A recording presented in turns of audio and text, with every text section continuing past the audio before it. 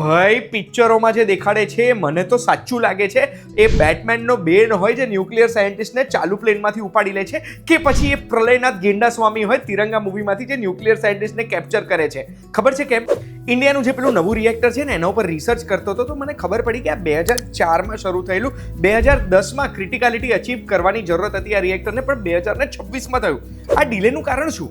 તો એમ તો ઘણા બધા કારણ હોઈ શકે, પણ એક કારણ મને ખબર છે શું લાગે છે કે 2009થી 2013ની વચ્ચે 11 સાયન્ટિસ્ટ હતા, ન્યુક્લિયર સાયન્ટિસ્ટ, જેમણે આપણા દેશમાં અનનેચરલ કોઝિસના લીધે પોતાનો જીવ ગુમાવ્યો હતો, અને આ આપણા દેશની પાર્લામેન્ટે નોટ કરેલું છે.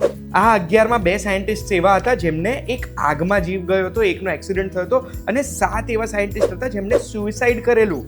એટલું જ નહીં, ડૉક્ટર હોમી ભાભા જે આપણા ન્યુક્લિયર પ્રોગ્રામના ફાધર ગણાય છે, એમનો બી જીવ મિસ્ટીરિયસ સર્કમસ્ટાન્સીસમાં 1966માં 24મી જાન્યુઆરીએ ગયો હતો જ્યારે એમનું પ્લેન ક્રેશ થયું. અને એના 13 દિવસ પહેલાં જ આપણા ત્યારના પીએમ લાલ બહાદુર શાસ્ત્રીજીએ પણ પોતાનો જીવ ગુમાવ્યો હતો યુએસએસઆરમાં. આ બધું શું થઈ રહ્યું છે?